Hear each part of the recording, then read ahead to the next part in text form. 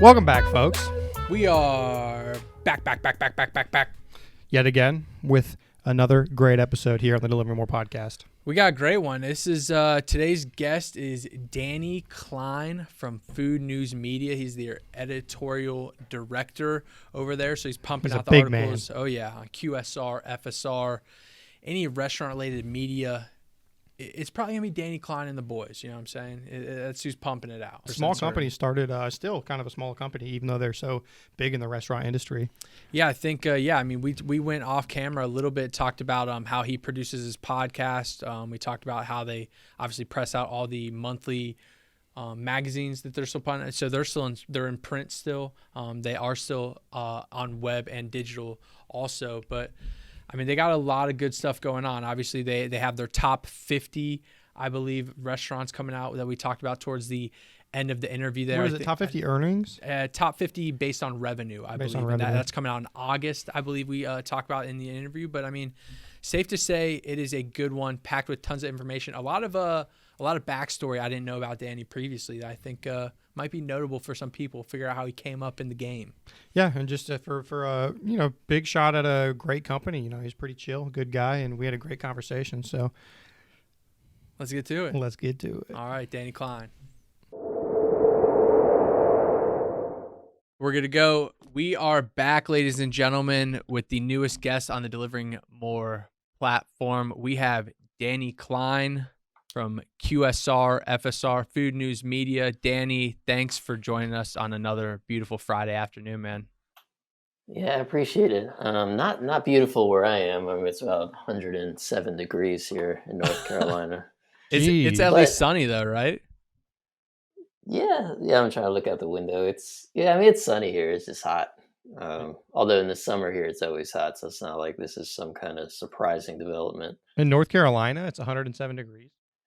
No, I mean, I made that number up. It's definitely not. Okay, I was like, holy crap. It's probably 90 degrees, but it's so humid in the middle of the state. You got to over exaggerate when you can. Yeah, I mean, it's not Phoenix out here, it's but yeah, it's hot, humid. South. I'm actually a fan of Phoenix. I've been out there a couple of times. The dry heat, I can get down with it. I liked it. I think I was out there in the fall, and then we went out there in April last year, I think, for a couple birthdays. It was not, yeah, it's like 90, 95, but I think that feels like a 75 or like an 80, like in Ohio or maybe Charlotte. It like cooks your car though, so like it's you don't get cooked, but like everything that it hits, it's cooking.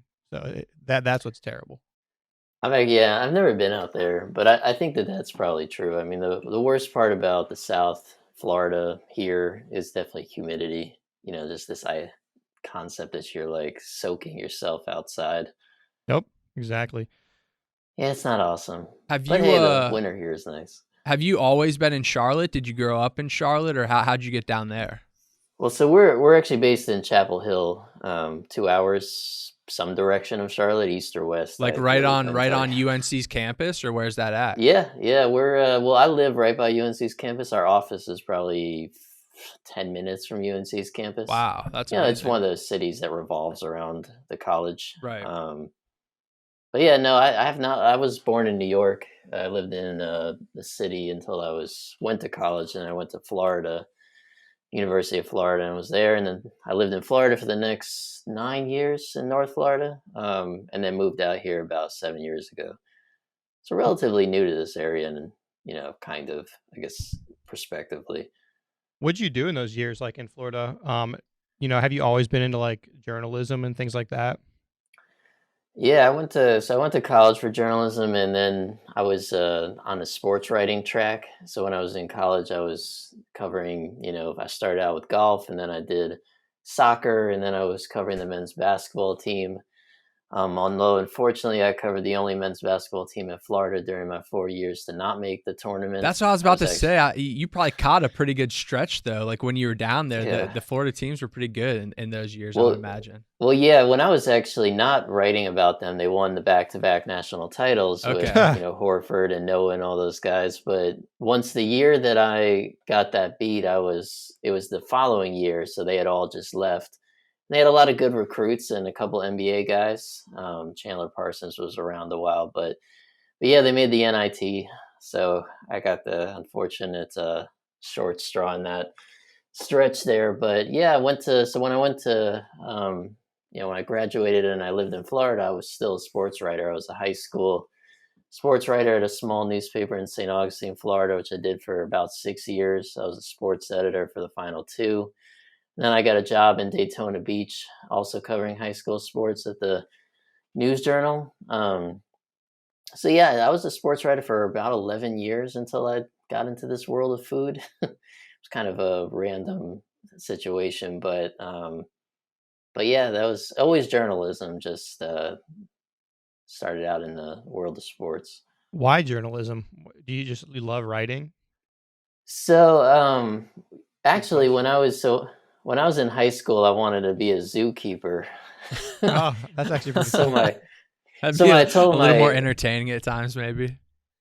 Yeah, I mean, I told my dad that idea when I was a senior, and he was just like, "Okay, like, are you kidding?" I don't like he would have supported me. It's just I think he didn't know if I was serious. I thought, well, okay, like I want to do something that I think he wants me to do, and I had always liked writing, and I was, good at it in high school and comparatively. So he was really into sports writing. He used to read me Mike Lupica in the Daily News and all these type of things. So that's the only reason I became a sports writer was really for him. I wanted him to be proud of what I was trying to do. And also at the same time, what can I make a career out of something that maybe I could actually be okay at? Yeah. Because the truth is, it's not like I was going to become a mathematician. So it kind of fit into place there, but it was really driven basically 98% by what I pictured my father thinking I was going to do for a living. Did you ever consider doing any of that crazy journalism where you go over to maybe where there's conflict happening, go overseas, things like that? No, definitely not. So journalism, there are really two types of people. There's reporters and writers. Some people are both, obviously, but I've always been more of a writer than a reporter. Even when I was in the newspaper world, I was not really that kind of guy that was trying to do the investigative piece on the high schools, horrible practices or something, or if we've all been in newspaper situations where something comes over the police scanner, and then there's the one guy in the room who's really excited to go cover the car crash on the corner of Main Street, and I was always more about I'd rather tell stories or write about things that I found were interesting. So no, I mean, definitely not for me, that idea Yeah. of going to Iraq or something, but Yeah. sports writing was a better fit because I liked sports and I liked going to the games and, writing about players and all that kind of backstory stuff. But, and if someone did something bad, of course we write about it and I'd do that type of reporting. But yeah, I was never going to be on CNN, What changing the world what or about something. TMZ, like a paparazzi type thing? Did you ever navigate that realm? Especially, I mean, down in No, Florida, I'm sure there's yeah. a ton of scandal to cover down there with some athletes. Yeah, I mean that's probably even worse, right? I don't think that ever crossed my mind, especially because I mean I was covering high school kids, so it's just getting kind of weird thinking about stuff like that. But Yeah, that's true. That is true. That'd be very weird. yeah, And I how'd you mean get? there was always something weird going on, but you were trying to get into the personal lives of these 15-year-olds, Yeah, as much as I don't possible. think we need to navigate that realm in any form or fashion. I think what you're gonna say, so out of college, we go from sports and then how do you end up with food news media, QSR? Was this like the first job out of college? You went right into food, or how did we transition here? No, I mean I didn't come here until 10 years after college. Oh, I wow. was so I because I spent 6 years after college at this small newspaper and then another whatever amount of years at the second one. So by the time I got here, I'd been in journalism for a decently long time. But what ended up happening, pretty much I was when I was in Daytona Beach, we were going through this, they got bought by another company and then they started to outsource a lot of what they were doing, very typical in the newspaper world. And I was part of a department that was getting laid off. Um, But, I ended up getting a different job at the same newspaper where I wasn't getting laid off. But in that period of time that I thought I was, where they said you have 2 or 3 months or whatever, I had really started to look for jobs. And my wife actually found this, food news media listing on Indeed. And I was like, I don't know what the hell that is. North Carolina was a place that she really wanted to move to. She was raised in Orlando and she had, I guess, camped in North Carolina growing up. So for her, that was a really good medium. And also, I wanted to get out of Florida too and kind of move my way back north. So it looked like a really good area. I knew nothing about the company. I really wanted out of newspapers to begin with. I had just gone through an experience where I saw what the future probably held for me at some Right. point in time. Right. Because I had been a part of just a lot of layoffs over the years. That's typical in that world. And I always noticed that people were getting laid off for the same reason, and it was just the fact that they were old. So it's like I was basically working my way to get fired someday, versus like actually getting experienced and tenured, which is the upside down model of the newspaper industry currently. So anyway, I mean, that's pretty much what happened. And I interviewed, I flew up here, back when that was a thing. We didn't have Zoom calls and stuff, right? So I flew up and loved the area. Seemed like a really cool publication. I didn't know, again, anything about trade publications or restaurant industry or the full service versus quick service versus fast food and fast casual and all that kind of stuff. So, they offered me the job, really surprisingly to me. Our publisher said at the time this line where he was like, I never met a sports writer that I actually liked, Danny. And I was like, well, me either.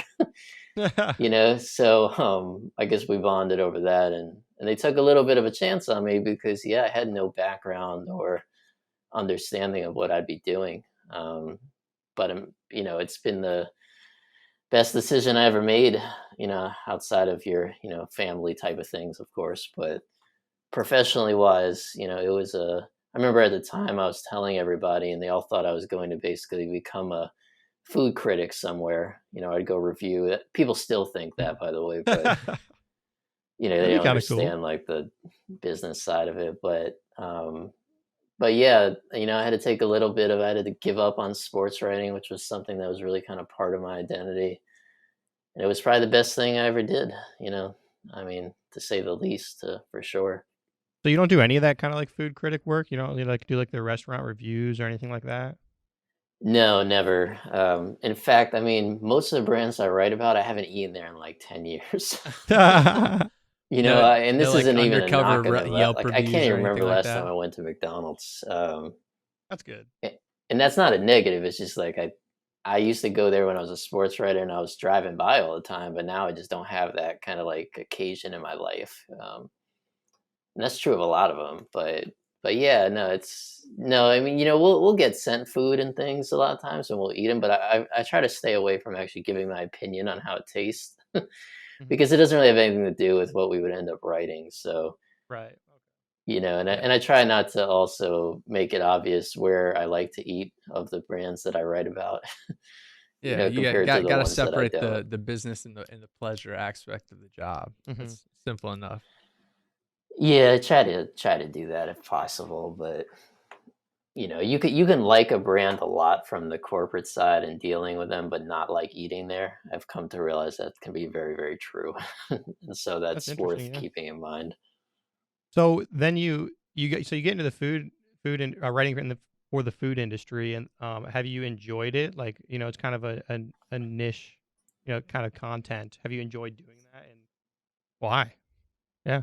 Yeah, no, I've actually loved it. I mean, so when I first got started, the first story I did was this long 4,500 word article on restaurant groups, which was kind of terrifying. I mean, I remember actually my first day at FSR, they handed me this like 9-page booklet on things I'd be doing. And I went home and legitimately cried myself to sleep because I Yeah, was that's like, oh tough. God, I'm going to get fired because I had just moved like my family out here and I'd given up on something that I was pretty good at. I wasn't really struggling or anything. So I looked at this list of things they wanted me to write about and stuff to do here. And I thought, there's no way I'm going to make it 90 days. They wanted me to talk to this CEO of Matchbox Restaurants at like my very first conversation, and I'm like, I have no idea what I'm going to ask this guy or what he's going to tell me or how I'm going to turn a narrative on this. But That's tough. but I realized pretty quickly, honestly, like there are a lot of parallels between food and hospitality and sports, because the people who get into this industry typically don't do it for the money. It sounds kind of cliche, but it's true, because the margin for error is so thin that it's typically some kind of passion of theirs. This guy was he was building the tables for the restaurant in his basement, and I remember thinking like, well, you're pretty, obviously you're a little bit crazy, Kind of cool, and that's kind of similar to a sports kind of talking to someone who's into sports. So yeah, I ended up really kind of embracing that side of the industry, and I came to realize really quickly, that it's unlike some kind of trade publications you might write for, I think the restaurant sector is the most interesting, because you have incredibly recognizable brands that people love and want to hear about, and also the people who are running them are not only really smart people, but they're very invested in what they're doing, because you really have to be. I mean, if you're not, you're just going to fail. And so I liked it pretty much out of the gate, and I also really like talking to adults. I realized like, okay, it's time to stop interviewing high school students for a living.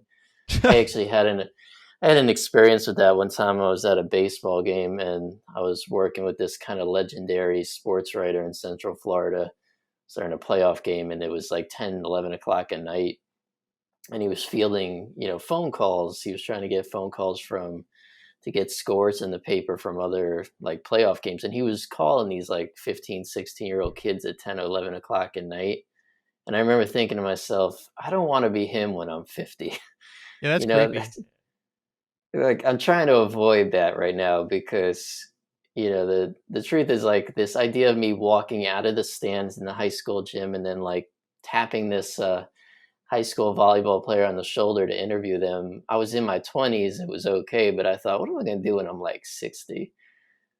So that part of writing about restaurants was actually very refreshing. And then over the years, it's only gotten better, honestly, because I think the people in this industry and you guys can probably relate to this, are really great. Their hospitality sort of mindset, I think, carries over to the majority of people who work in restaurants, that they understand sort of the people side of things. I think if you were doing like maybe you were solely in some sort of software field, you might not have that, but you have sort of the combination here of people who understand feeding, other people as a hospitality type of mindset alongside everything that's going on innovation wise. So yeah, it's been honestly awesome. And also, I can't say that without also talking about the fact that the company I work for is awesome.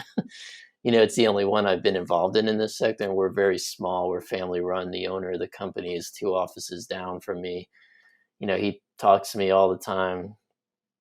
He's very much involved in terms of making sure like I have a work-life balance and I get to go home at 5 o'clock. That's the other thing about sports writing. You work from 4 to midnight. Those hours. I didn't get a weekend off for 11 years. And we do corporate outings. He's very invested in, what I'm doing as a human being. And it's just been totally different than working for a corporate newspaper who lays people off all the time. So I always, with young people who come to work here, I have a different perspective, because I was basically corporately abused for 11 years. but I appreciate the things that happen here in a way. I think, sometimes people don't quite understand that this is a unicorn in the media space, and, the loyalty that I have for it is very strong.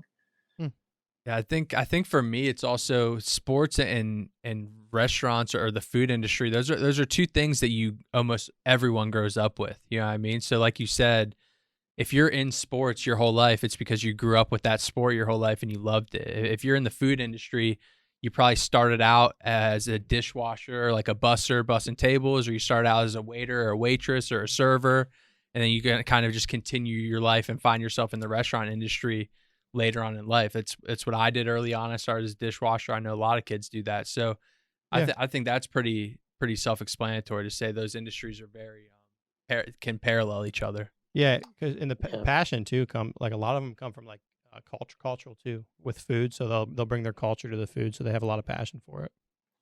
Yeah, I mean that cliche as it sounds, that rags to riches kind of concept is more true in the restaurant space than probably any other sector in the world. For And the sure. reason for that is 100% because you can go work at any restaurant with zero background Yeah. in terms of, whether or not you have a resume, they don't even care. Right. Obviously, different layers to this, but you could go get a job and start your career in a restaurant in any state in the whole country.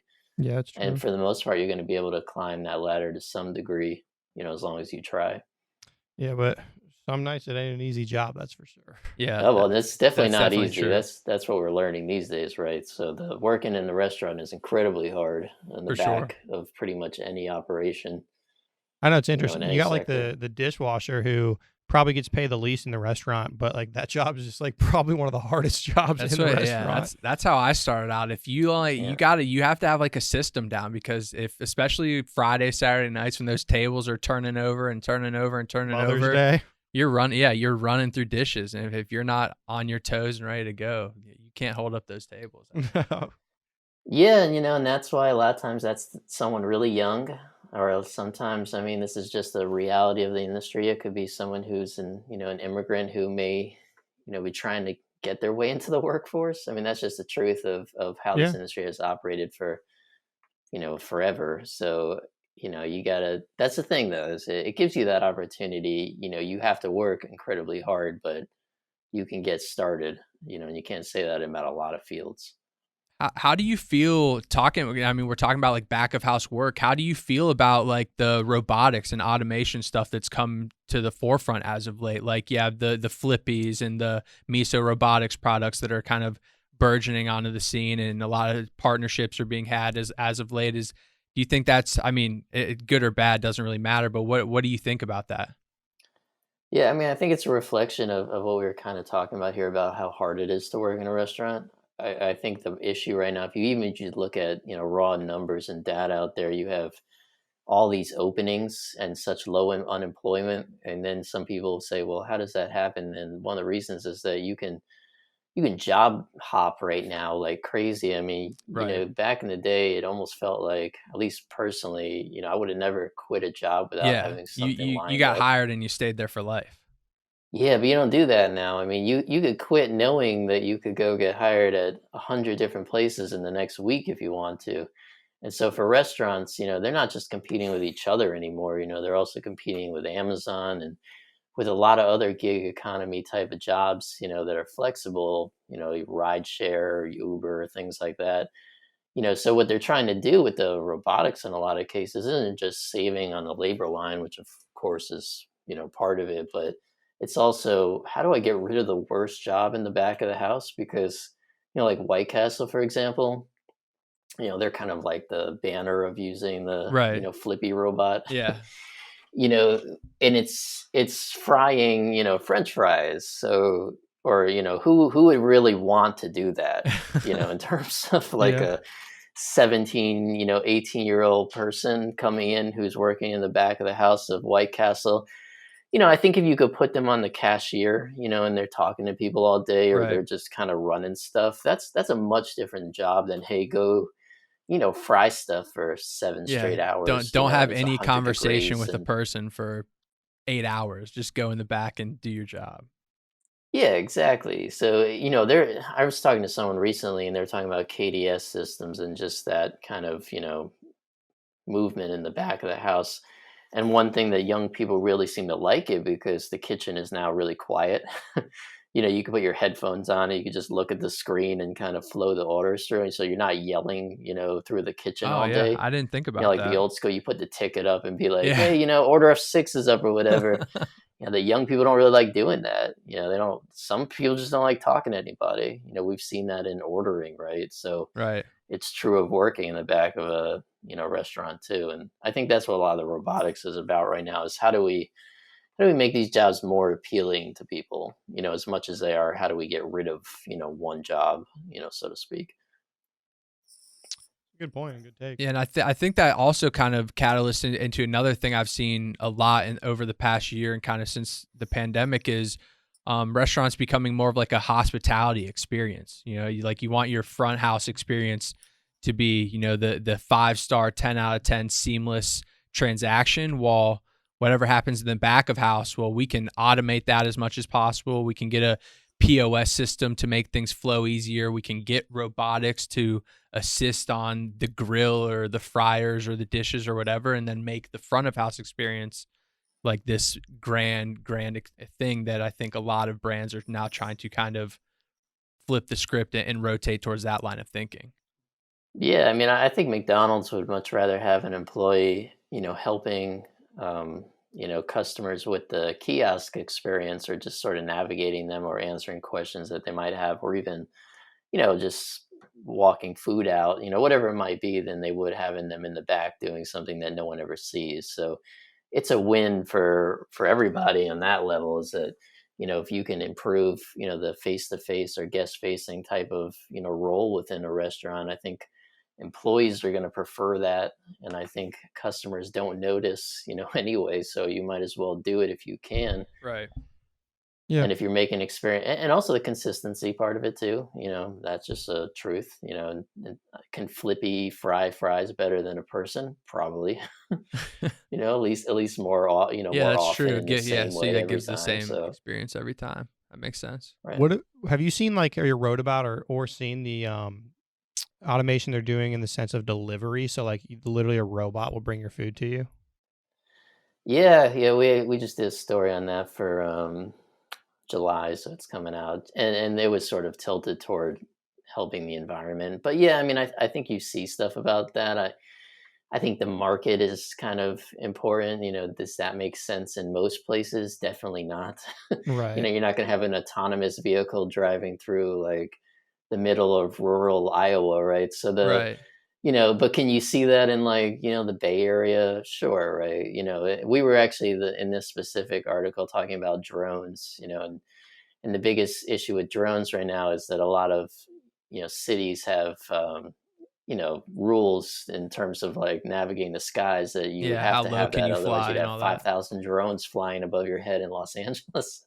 And it Mhm. would be, either terrifying, dangerous, or, a lot of different things at once. So I think that autonomous delivery concept, I think we'll see it in some places. I know I was talking to some, at the NRA show, and I, met them before as Bear Robotics, where they're doing kind of like a hostess robot. You'll see them Yeah. at Chili's Yeah, and I saw that Applebee's, where booth. they're bringing food, and, the server's putting it on, the robot, and it's bringing it back to the kitchen, and stuff like that is cool. And I think that definitely has a place, kind of Mhm. depending on who you are. But in terms of the actual last fulfillment delivery, I know 7-Eleven is working with Neuro, and, Domino's has in the Yeah, past. they've And been working with them. yeah, and that's going to be the case in some places. And I think you'll see it, in some cool, college campuses is another one. I know Yeah. Grubhub's doing that. But in terms of like being a really truly widespread thing, we're probably pretty far away from that happening. It's Yeah. just logistically very hard to imagine that happening in the next couple of years. Yeah, I was in Arizona, in Tempe, which obviously is a college town, like you had just said, and me and my brother were sitting on the bench, and this robot just on the sidewalk just drives by. Just this little Yeah, robot delivering. yeah. I don't know if it was food or what, but just delivering something. I was like, "What the hell was that?" Yeah, I had a friend who was in a hotel recently, and that's how they did the room service. And I know that Bear Robotics and others are working on that. So I think that makes a ton of sense, right? As long as you can figure out, how do I program this thing to get up the elevator, you know, that's kind of cool. I'd much rather have a robot bring me room service than a person, because Right. it's kind of awkward, right? Where you're like knocking on your door and you got to put clothes on, and it's just all that kind of stuff. So I'd much rather have a robot do that. And I could see that being the case, as well as like retirement homes and stuff of that nature. Oh yeah. I think there's a big audience there for that type of automation or robotics, and we'll probably continue to see that grow. What about like the rest of delivery? In May, I think alone, you guys published like an article on Pizza Hut, Domino's and Papa John's, and all three of their like varying experiences with third-party delivery, aggregators, marketplaces, and things like that. Do you think all of that is more or less just here to stay for the future? Do you think there will be any coordination of acquisitions and things like that? Do you think these guys are just going to try and buy each other out, or where do you see that going in the future? Yeah, I bet I have a feeling they will probably try to buy each other out, but on just in terms of the pizza chains, that's definitely I think a current reality. Where it goes from here will be interesting. They don't really have a choice because trying to find drivers now is so difficult, because if you talk about just the labor shortage, as we've mentioned a million times in the last couple of years, but how it gets even, accentuated here by the rideshare part of it. Again, we mentioned that a few minutes ago, but pizza chains have to now grapple with, do I want to drive for Uber or do I want to drive for Pizza Hut?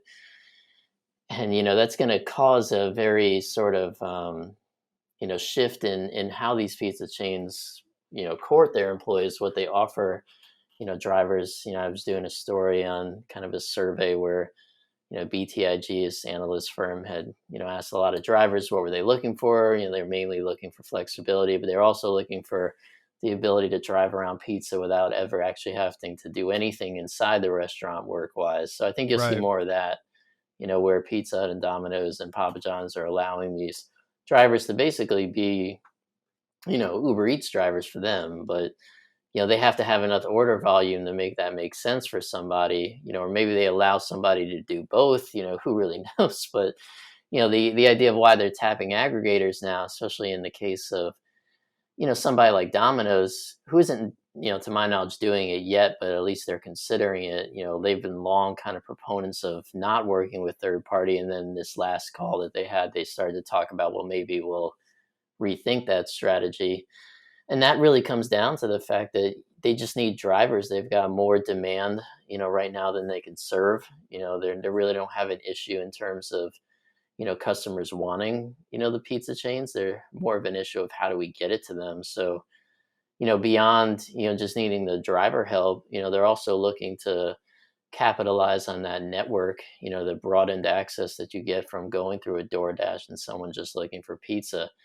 Now, what I could see happening down the road is, a lot of restaurants are trying to figure out how do I take that business and then turn it into first party business, and how do I turn it into a carryout, or how do I get them to go third party on the first go around and then come first party the second time? And if as I Mm. start to get more sophisticated along those lines, maybe they start to pull away from it because, of course, they don't really want to deal with the fees and the data being taken and all that kind of stuff. So, we'll have to see how it develops. I don't know that any of us know right now where it's going to go. I just think that it's a pretty widespread consensus that they need each other right now. So that's why they're working together. It's usually how the world works, right? So we'll see. I think 2 years from now might be a different situation, but I will just have to watch and see how it goes. That's obviously kind of like the business side and like the corporate aspect of it too. But and obviously we're a gig delivery service. So in my mind though, that like environment I would think is much better for the worker than it is for the business, right? Because now, like you said, all these pizza chains are battling with these gig workers who have an opportunity to drive on and deliver that, drive on an Uber Eats, drive on a Grubhub. They can wake up and make their own hours. Do I even want to work today? Well, if you're an employee at Papa John's and you're scheduled to work, you're scheduled to work, and you're going to be in that store from 7 a.m. till 1 p.m. when your shift ends, and you're going to be back of Yeah. house making pizzas. And then when a delivery comes, you're delivering. And like you said, some of these people just want to deliver the food. They don't want to do anything else. So when you have all these Yeah. other opportunities coming about that completely are a direct competitor to just that work environment, I think for me, I think it's a great environment for the labor workers, and they're saying it's a shortage where I think it's just a matter of opportunity, realistically, in my eyes. Yeah. Well, to your point, I think that's what's going to change, and I guess for the worker, for the better, because they're going to get what you're talking about. I think they're just going to get it from Domino's. I think that's a Mhm. matter of time coming here. I think that the same way that over the last couple of years, there's been a little bit of a reset in what restaurants pay employees, and then Yeah, also of what they course. offer them on a benefit side. I think that's coming in this delivery world too. They're going to have to rethink that structure, to your point, that I don't think they can compete long term with that, because who would do that? Like I know that there's some benefits to having stability, but for the Right. most part, these guys are doing 4 different gig economy things at once. And if they could toss Domino's into there, they probably will. So I think that's a question to be had in the future. And I'm sure they're having it now in terms of this figuring out how can we be attractive, because that's the same pool of workers, that you're talking about. That's the same thing that they're trying to get. So how can they, compete, versus that flexibility, I think is something they're going to have to answer. So are you saying so if all the pizza chains would work together and create like a DoorDash pizza chain, right? And then there would be drivers that deliver for all the pizza shops, right? But they only deliver for the pizza shops. So they really have to come together and build that. I think that'd be a good idea. I mean, it's kind of happening now a little bit, because Papa John's is doing third party. They've been doing it for a while. Right. Pizza Hut's starting to expand that out. Like I said, Domino's not really quite there yet. But yeah, I mean, if they got to the point where, say, they were all doing it, then yeah, you could be that guy on DoorDash if you wanted, Yeah, what if without even realizing it. Yeah, what if they all signed an agreement and they made Their own app. They made a marketplace called like Pizza Eats instead of Uber Eats, and it was just all the pizza chains in one place, and you only delivered for pizza places.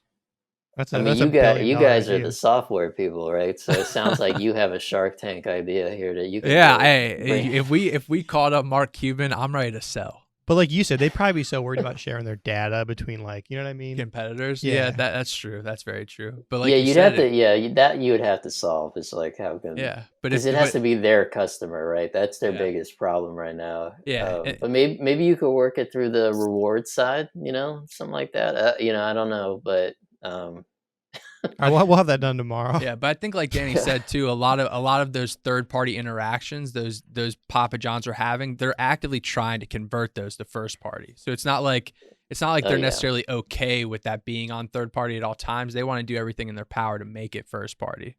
None of those brands want to be on third party. Let's just be clear. I mean, no one really does. If any of them can get you to go direct after where they're going to. So you'll see that now mostly in the lure of rewards, especially in pizza.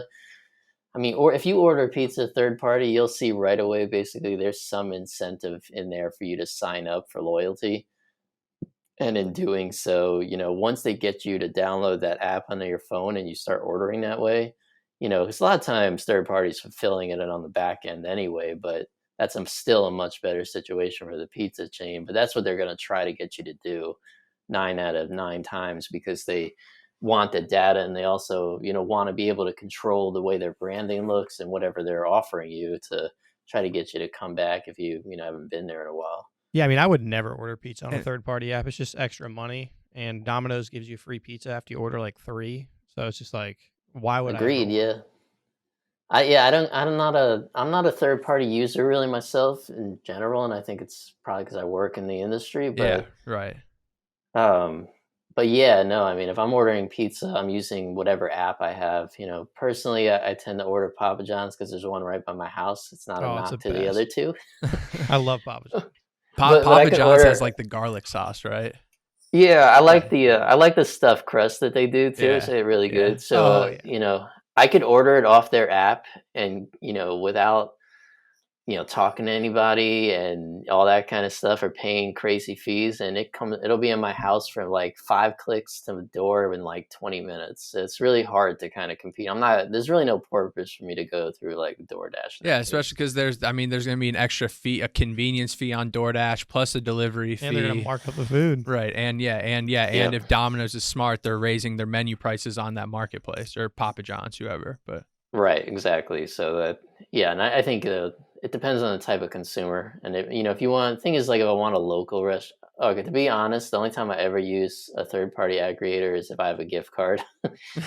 but if I do that, I use them to order like a local independent restaurant type of food that I can't get, through an app.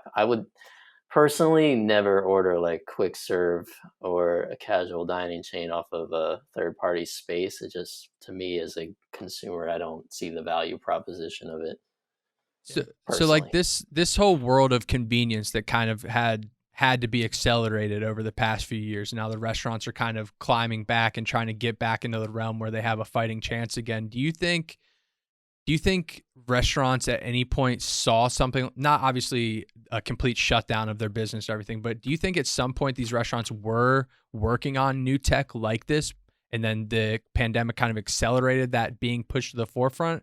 Or do you think they were just completely blindsided and like once this happened, you already had DoorDash and Uber Eats and then they just obviously accelerated their values immediately because they already had it set up and these restaurants were left on the back end just doing everything they could to catch up? Or do you think they then started to develop it, or do you think this was already kind of something that was planned and then they just didn't have enough time to capitalize?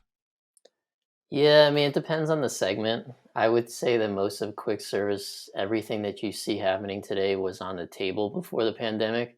The difference was just that the sense of urgency was not really there. Right. So, I mean, they were all talking about this very same kind of convenience related stuff, whether it's the mobile ordering and, the app or all the different integrations, a lot of stuff in the POS side.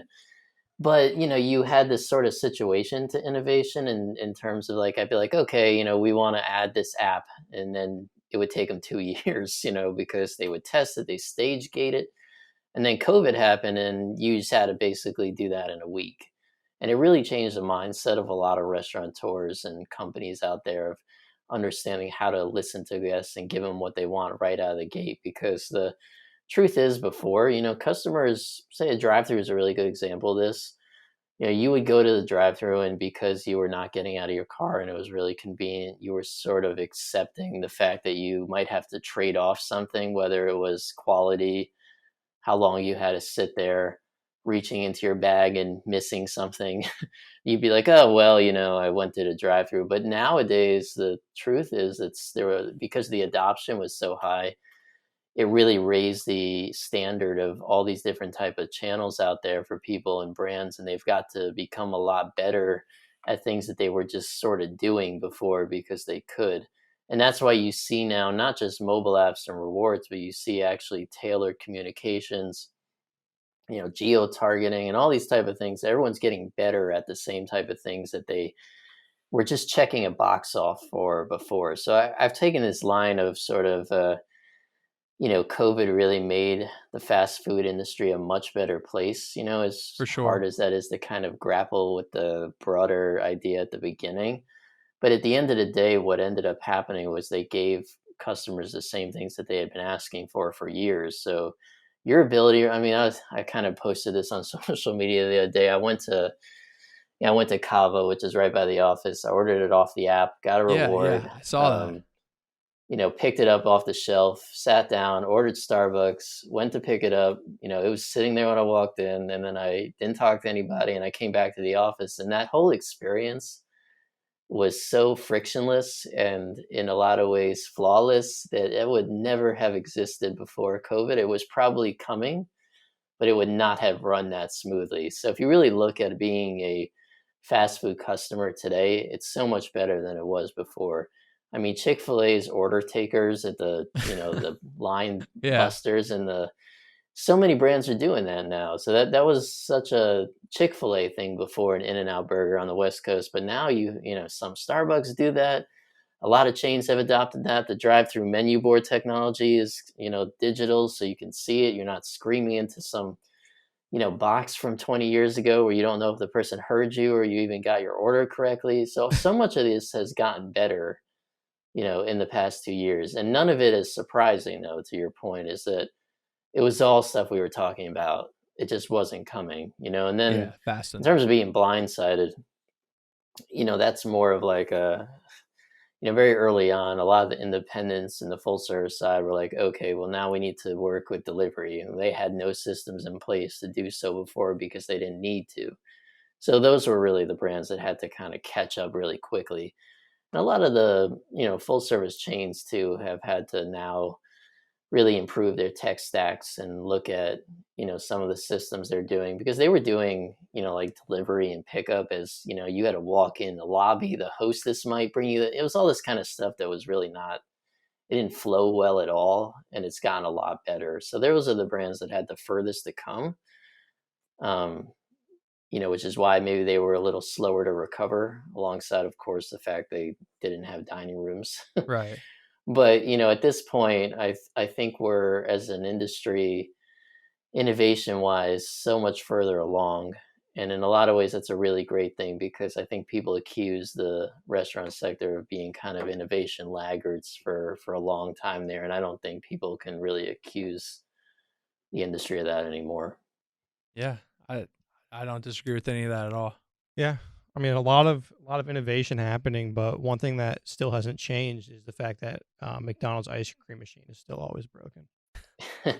I actually, I don't know if you've ever seen on Twitter, there's like a McDonald's franchisee who has an account. It used to be called McTruth, and it's called something else now. I think it's called McFranchisee, whatever. But anyway, he was at like the event that they were doing, where they brought all the franchisees, and he was sharing photos of like ice cream machines apparently they've got something new going on to improve that. But yeah, whatever. I sure Yeah, hope that's so. that's a story as old as time. Unbelievable. They were getting sued over it, and that didn't work out. But yeah, we talked about that. Yeah, there's an article put out probably by your guys' platform about that. We talked about that in one of our episodes. Yeah, and then like literally the next day I went Yeah. and their ice cream machine was broken after we talked about that article. I was like, yeah, I can't. Yeah, I don't even know. I mean, that's just one of those things that, again, that kind of goes back to why fast food I think is fun, or restaurants in general are fun to write about, is just because we all have like stories and experiences, and the ice cream machine at McDonald's being broken is one of them. It's like as American as it gets. That's a fact. All right. Well, I got a ton of more questions, but we're running out a little time, so I think we should get into the game. Wait, I gotta ask him one more. Okay. Fair enough. Maybe you do. Maybe you don't have an answer for this, but do you have any like really crazy things that you've written about? Any like just anything that was just like kind of insane that really like you don't forget to this day? Like in the restaurant space? Yeah, anywhere, just in general. Oh man, I'm trying to think. It's a long history of things. I mean, I have to I can't think of anything that jumps to mind right now. I do remember one time when I was covering high school football. I was on the field, and they were shaking hands after the field, like they do. And some kid just punched this other kid in the face through his helmet. And so I ended up writing this story, about what had happened. I was talking to cops on the field, and they were whatever, and they were saying who did it. And I watched the kid punch him through the mask on the field. It's not like I was confused about who did this. And so the next day, the parent calls me and is like, "That wasn't my son. He was breaking the fight up." Again, this goes back to what happens when you write about 15-year-olds for a living. Yeah, you get the parents.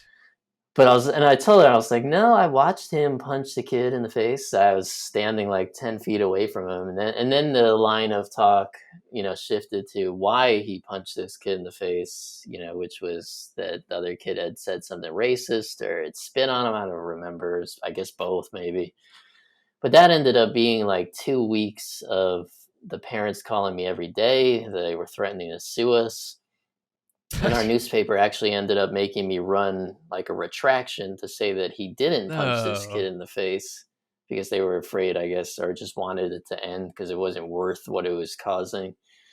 Of these parents calling us every day. But I'll never forget that experience, I guess. That's exactly what I was looking for. Yeah, that's the only thing comparable is I don't know if you'll know, but LeGarrette Blount, I know Jim will know. It was that bowl game. He was at Oregon. I remember that. And yeah, he just like knocked, I think it was Boise State, and he just knocked that dude out at the end of the game. It was unbelievable. So this same experience. So they were playing this team was playing someone the following week, and my editor's like, "You got to go to this game next week because you can't make it seem like you're afraid to go back after they were all mad at you." And I was like, "Okay, fine." So like we would have this weekly thing where we would say where we were going to cover games, and we would pick scores and stuff. And I got a phone call the day before, and it just said something like, if you show up tomorrow, we're gonna break your legs in the parking lot. And he just hung up. And I was like, what is this, like the Goodfellas? And I told my editor, I'm like, I don't, this isn't like a dangerous school, but this is what they just called me. He's like, well, now you definitely have to go because you definitely have to go. You can't let these teenagers intimidate you from Just showing up. Just getting bullied by 16-year-olds. No one did it. Obviously, no one broke my legs. I just showed up and nothing happened. So hey, lessons to be learned there, I guess. Unless it actually had broken my legs, then it would have been a terrible lesson to learn. But whatever. I survived, I guess. the mean streets of Jacksonville, Florida. Oh my Lord. All right, so Danny, if you want to pull up that PowerPoint, scroll on down. I think it's slide 10. We'll do logo number 1, and this one should be very straightforward. You got the purple background. You got the white bell. I can see the who it actually is. Oh, you can? Although I would know who all these are probably anyway. But yeah, I could see like it's the very next slide as the other one. Yeah. If you press view slideshow and then just scroll through that way, you won't be able to see it all. Okay, got it. Oh yeah, there we go. All right, yeah. Yeah, I don't think we'll be able to trip you up, but we'll see what happens. All right. This is our first take on this. Yeah, gotcha. All right, so you got the first one pulled up? Yeah.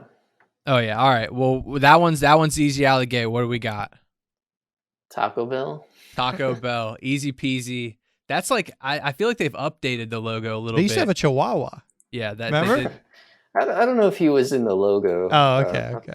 The Yokiro Taco Bell. Yeah, but I don't think there was ever a picture of a Chihuahua. I bet PETA would not appreciate those commercials nowadays. I bet that's a fact. All right, let's go to number 2. Next one. We got a Zaxby's. Yep. Zaxby's. Oh, really? I didn't even know that one. Zaxby's. I think that's more of a southern chain, so you're probably pretty familiar with it. I don't think we have any of those up here, but yeah, you just got the red circle with the white chicken in the middle. Rooster. Zaxby's. Oh, Rooster. First time I went there was in college, but I definitely very familiar with them at this point in my life. Yeah, I've actually never had Zaxby's swag actually in my office currently. Oh yeah. All right, number 3, we got the this one's pretty straightforward too. I think we got the yellow arrow coming up, then coming back across. I think you already mentioned them on the podcast today. Yeah, it's In-N-Out. In-N-Out. That's an easy one. The bright red In-N-Out with the what is that supposed to be like a road, or is that just an arrow pointing to where it's like you're in and out? I'd assume that's something that basically is the logo version of getting in and out. Oh, okay. All right. But I have no actual idea. I've never spoken In-N-Out. They're one of those mysterious brands that does not. That's like your white elephant? Is that a brand you'd love to talk to but haven't been able to? I mean, it would be cool, yeah. But I respect that. They just don't talk to anybody. They're very private. All right, that's weird. So it'll be a good get. We always got to keep that. Yeah, they're like get in and then get out. In and out. You got to get if you get the chance, you got to get them. All right, next one. Ooh, next one we got 6 yellow blocks on the top, 5 yellow blocks on the bottom. I definitely know who this is for sure. Who we got? A person who lived in Florida for many years. A lot of action happens here at these restaurants. Yeah, this is actually where my wife first met my my family. This is at Waffle House. Waffle House.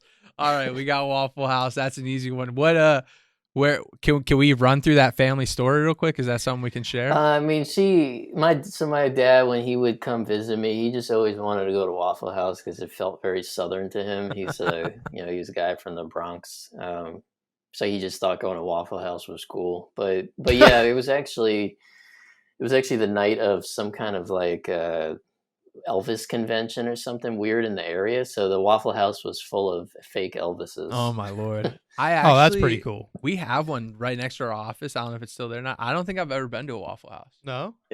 I don't think I have. It's an experience. I actually talked to them for the first time ever a couple of months ago, which was cool. Because they're kind of like in and out. They're very private, but they had reached out to me about doing something. It's a really good story. It's about kind of some labor stuff on their side, but nice. All right, we'll look forward to that one coming out. The next one, we just got. I mean, I can't even describe this one without saying the name. We have it's a sea creature, a red crustacean.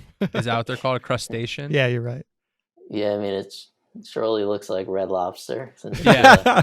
That one. I don't. Yeah, we probably shouldn't even put that one on there. That's it unbelievable. is a Red Lobster. Yeah, you can literally just describe the picture. You don't even have to say the name. The Red Lobster. All right, next one. Ooh, next one we got. Was my brother's favorite restaurant growing up. Red Lobster. This is a very candid story. I brought a female home to meet my family one time, and I took my family and I. So we don't have a lot of seafood where we are for the most part, but I wanted seafood, and we went to Red Lobster, and I got shamed pretty heavily by her friends later on for taking her on a date with my parents to Red Lobster. Really? Yeah, shamed pretty heavily. I mean, I've never been there. Whatever. No, I wouldn't think twice about it. Yeah, Oh, he's still thinking about it. Oh yeah, always. I'm always thinking about it. I will say back in the day, at least my generation for sure, casual dining was, Outback, Red Lobster, the one that's in front of me here. These were the places one that's you in went front to of me for here. special occasions, and so I think that's shifted in recent years, but they're trying to get that back. Yeah. I do not think I've been back to Red Lobster since. I'm forever traumatized. Hard. Yeah, it's been a little bit for me. I think there's one somewhat near me, but yeah, I think they have to compete now with like what you said, where that was probably the only seafood option. Now you always have local places too, right? So they're trying to. I will say the one near me is always packed, so they still have an audience of people who trust. Yeah, I agree. I think the one near us is usually pretty busy as well. Nice. All right. Well, enough of my stories. The next one we got some bright green leaves, On a branch. tree branch, I guess, in the top right corner here. Yeah. This one was a little tricky for some people in the office, but I think you got it. What do you got? I think what you're trying to say is you have a picture of an olive branch. Yeah. Okay. Yeah. Okay. That makes sense. That makes sense. I think that's what those circles there sticking off the vine are. So yeah, this is Olive Garden. Olive Garden Italian Kitchen. I will say, so, and I didn't think of this until I thought about it, but we were going to do, so we did a burger review a couple weeks back, and we also just released our chicken sandwich review. We'll just released today. But I think the Olive Garden breadstick, is that a top 5 side of all restaurants? Well, I think what's cool about it is that once you sit down, they bring it to you. It's hard to, I mean, that's just an awesome thing, especially if you have children. It's like you sit down and they can eat right away. But yeah, I mean, it's a great breadstick. I know, it's drenched in butter, so it's so good. I could eat 3 packs of them. I've ordered just breadsticks from there, like just packs of them. They're definitely great. I always really liked Olive Garden. That was where I went when I graduated college as my college celebration. I remember ordering this bottle of wine thinking I was like an adult, and it was $25 or something, and then I saw the same bottle of wine in the store for like $6, and it was a good lesson for me to take into my adulthood. Oh wow. That's amazing. All right, next one. I think you'll know this one pretty straightforward. I honestly didn't recognize it, but I don't even know how to explain. So they kind of updated this recently, but yeah, it's Panera. You got the wispy woman up top with the little loaf of bread. Panera bread. So yeah, that's and if you're not familiar, it's a nod to the mother sourdough starter that they began with. Oh, okay. Like so the woman mother, who like so that's sourdough a starter. motherly figure holding a piece of bread. Oh, okay. It's a very literal concept. Yeah. It's very straightforward. Yeah. All right. Next one. Jim? How many more we got? Like 2. Okay, 2 more. All right. This one is maybe if you don't see it on the same road you work on every day, wouldn't be as easy. We got basically a big old red house, I guess is the best way I'd describe it. Well, you Ohio University people, I'm sure know what this is. So. Yeah. Oh yeah. Yeah, this is Bob Evans. Bobby, right. Man, we should have given some harder ones. We tried, dude. It's kind of tough. Restaurant logos it's kind of tough to like whittle them down to nothing without like literally being nothing. So also, look, if I can't recognize restaurant logos and I'm the editor of a restaurant magazine, we're also dealing with very wrong with me. This is literally his We expertise. should give him like a local restaurant. I should probably not work here. This one, I don't, is this brand national? So this one might trip him up a little. I don't know about the next. So this is the last one. I don't know. Oh, 2 more. Okay, we still got 2 more. All right. Second to last one. We got This basically looks like Fridays to me. Yep. Oh, I didn't TGI even know that. Fridays. You got the red and white stripes. TGI Fridays, bold and black in the middle. Yeah. You don't think he's gonna get the last one, Jim? All right, producer Jim over here. He's talking a lot. Oh, wow. Okay, I know this one. Obviously, yeah. This is very regional. Very regional. What do you got for the last one? Oh, I know this one. And I don't. I mean, they're unless you have ever done a report on them. I don't know. You double clicking over there? You getting the answer? He might already see if at I the click bottom. again, I will know the answer. Yeah. Oh, you know. So we got it. So I'll explain for the listeners. We got a blue cityscape in an oval with a bright yellow outline. You know, I was actually gonna say that because of the fact it was a skyline, but I was thinking of where you were talking about where you were from. I was thinking that this is more like Cincinnati, but I guess it makes sense. It is. No, I've isn't never it? written about them. I mean, I'm familiar with them. The Skyline Chili, by the way. Skyline but, Chili, yeah. Skyline Chili, yeah. I've yeah, only I didn't had know this a that handful one. of I have never times, seen but that yeah. logo before. I just saw Skyline and I was like, oh, I know what Skyline Chili is, but I didn't think that's what this Oh was. man, so you got me just on took that the one. photo too literal. we should have cut it off at the middle and made it like just a half blue oval, and then revealed the skyline. But, I mean, after. I didn't know what it was. I thought about guessing that, but I didn't. So. All right, so what, you went 10 for 10? That was easy peasy. No. Well, I guess I was 9 for 10. I didn't get this one. I'm not giving myself credit on here. All right, we're gonna clip that and we're gonna promote it on YouTube where you missed this one. Skyline Chili. Yeah, I mean, I've never written anything about them, even like just from a news perspective. That's just one of those type of regional classics that you sort of come across. I think the only time I really have heard of them is like when I've written about Gold Star Chili, and then they've come up as like a parallel type of brand or whatever. You know, I don't know how they compare. I have not eaten at either of them, so I'll leave that to the Ohio locals. I had a roommate at Ohio University who was from Cincinnati, and his, I assume, mom used to send him back with just straight cans of Skyline Chili. Is that good? So we would that's what we would make. We would, I don't like, microwave it maybe or something, and then have hot dogs and put it on. I mean, was it like exceptionally good? You know, chili to me, it's just not a New York thing. It's not a North Carolina thing. So yeah, I feel like it's chili. It's obviously a very different type of chili. I think also the secret ingredient is cinnamon, I believe, if I'm correct. I'm getting a nod from our producer back here. So it's definitely a little different taste. It's also like a little more watery. It's not like thick and hearty. And I'm kind of more like a beans, like chunks of meat, chicken, whatever, like a heartier chili person. So it's definitely the right palate. You have to have the right palate. Just giving their secret ingredient out on the podcast. Yeah, sorry, Skyline. Sorry about that. I apologize. I feel like if you know it, it's probably out there. Yeah, it's probably if I know, it's got to be a well-known thing. All right, well, man, we talked about a ton, but I still got more. But so, I mean, maybe a Danny Klein part 2 might have to be in the works. If you want to come back on over the next couple months or something, we can maybe make this a reoccurring thing. I'm more than happy to do that. But you got any newsletters or upcoming articles, anything you want to promote on the food news media side? Get some more eyeballs on your stuff. Sure. Well, we always have newsletters every day, 5 days a week for QSR. It's called Jolt. You can sign up online. If you just go to our website, there's a subscribe tab up there, and under that is, you can actually just subscribe for the e-letter side of what we do versus the magazine. Although everything is free. If you're in the industry, you can get the magazine in print form for free as well. On the FSR side, we have a daily e-letter. It goes out 4 days a week, Monday through Thursday. It's called FS Insider, same deal. So yeah, I mean, those are pretty much always the best way to figure out what we're doing. Kind of look at those as being our version of our rewards program.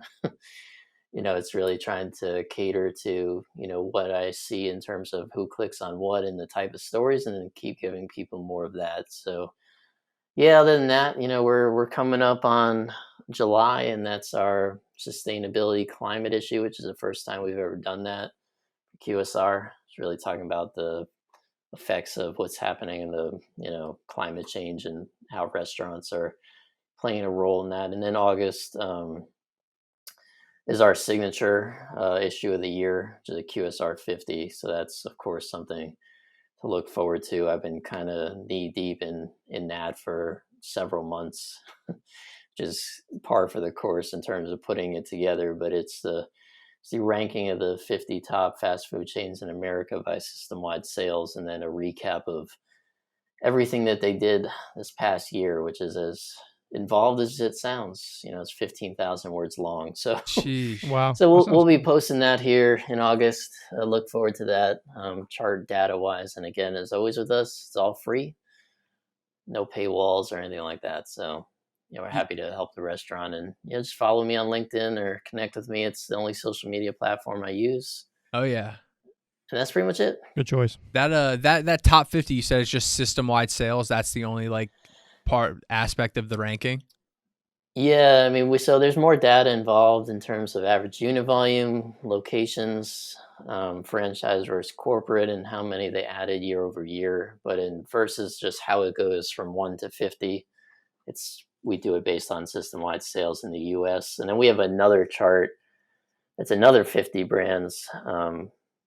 But that's we call that the contenders. So that'll be basically it's kind of hard to explain, but it's essentially whoever sent me their information, and then I rank them. But they're not 1 through 50; they're just 51 through whatever. Yeah, in they're terms just of presented how they as stand on the grand scheme of the restaurant industry. But it's cool data, and it gives you an insight into who to keep an eye on as far as the up and comers and things like that. But yeah, total system-wide sales, which, in case you were wondering, is not easy to find. Yeah, I can only imagine. Yeah, that's what I was as you were talking about, I was thinking we should do an article top 25 caterers over a year, but who's going to actually give me the real revenue from catering, I mean, to get that number. Yeah, it's pretty getting them to give it to you is not easy. Yeah. And sometimes it doesn't work out and they don't give it to you, and then we got to tap a third party to help us collect it, based on a lot of different ways that they estimate the data. But I think I got 41 of the 50 to submit the information directly this year, which was really good. That makes things a lot easier. All right.